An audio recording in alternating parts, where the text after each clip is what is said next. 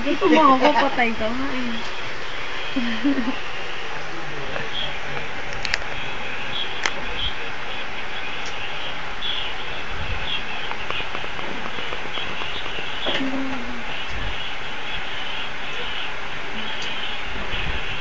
Magandang umaga, mga kapamilya. Andito na naman po ang Soko, Scene of the Crime Cooperatives, upang lutasin na naman ang isang kaso na naganap sa isang bahay kamakailan, sa isang lugar, sa Isabelita, San Juan. Ang aming ikikwento ay pawang kasinungalingan lamang, walang katotohanan. Boss. Ating nire-resolbahin ang isa na namang kaso naganap kamakailan lamang. Ito si Manny Patman.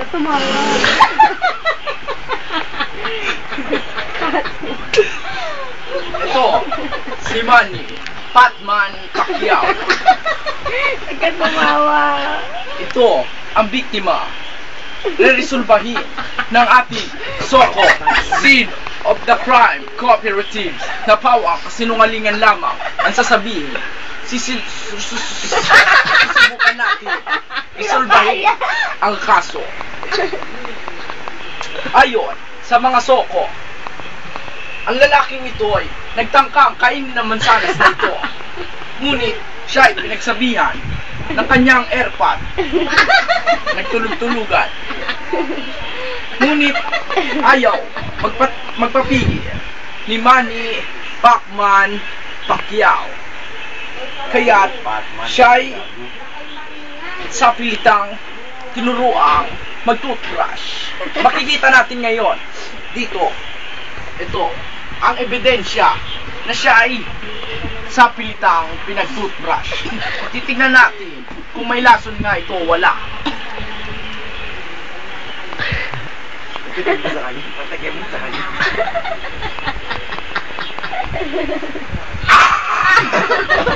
Walang lason. Joke lang yun. Dahil puro kasinungalingan lamang ang nagaganap dito. Nakita natin ang ebidensyang iyon na nagpatunay na siya ay sa pilitang pinag-toothbrush. Pus.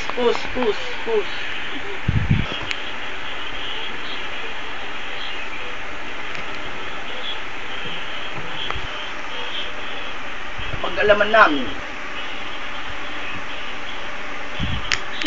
si Manny Patman Pacquiao ay dugyo.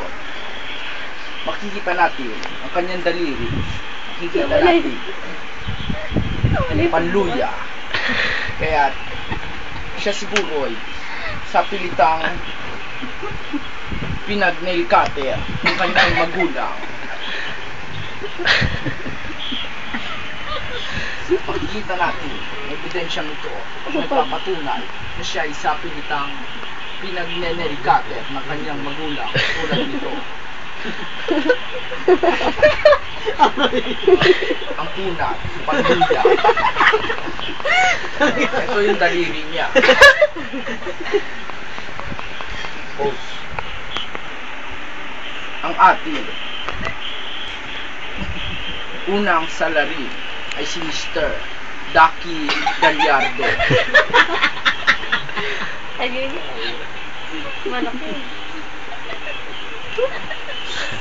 Magkasama kayo. Yan. Kita natin. Siya ang ating unang salary sa naganap na patayang ito. Ang ating pangalawang salary ay si Mrs. Tiger Manlalapa. Siya ang manoy. Siya ay napag-alaman namin. May sama ng loob kay Mr. Manny Patman Pacquiao. At ang ating huling salary ay si Mr. Negro Negrito na umanoy may sama rin ng loob kay Mr. Manny Patman Pacquiao. Tayo nangalap ng mga testigo. na nakasaksi sa mga pangyayari. Andito po si Mr. Pwede mo. Okinawa uugod-ugod. Mr. Okinawa uugod-ugod. Ano pong masasabi niyo sa mga nangyayari? Bote.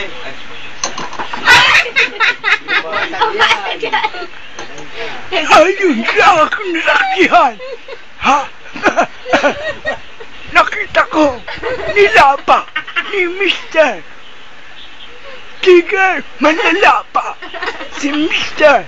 Manny Batman Pacquiao na sinasabi ng kanyang pagkamataan. Pause.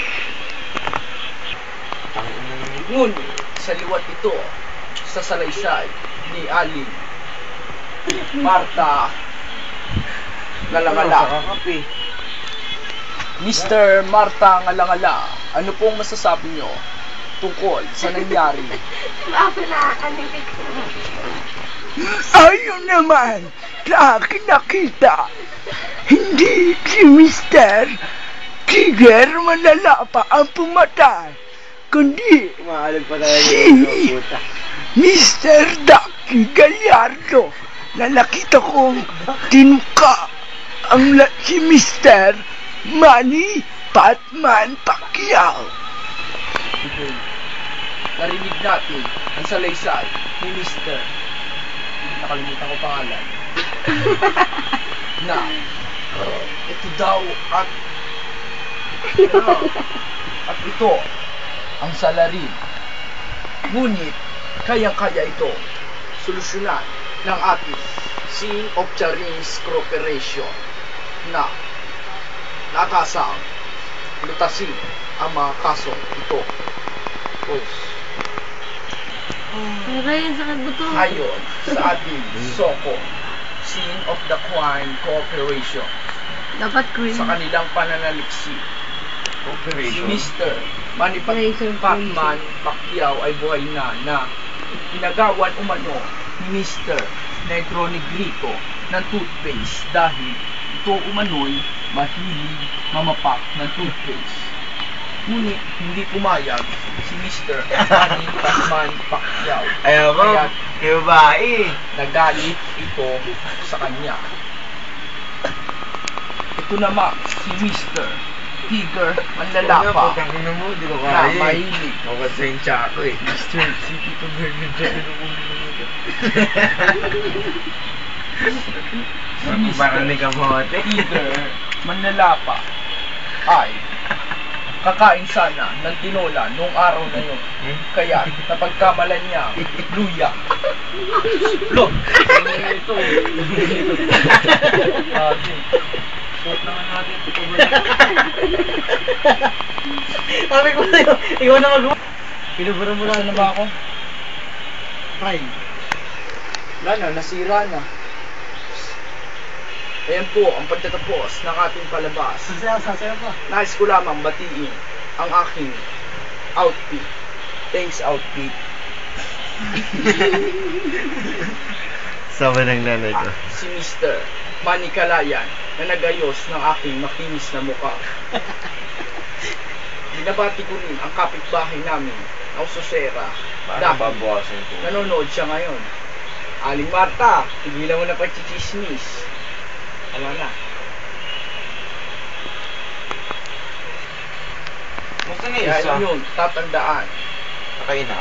ang sinabi ng aking ina na droga ay iwasan, kamote ang tikman, at hindi sa lahat ng oras ay gising ang balita dahil natutulog din ang tagapagbalita. Wala na.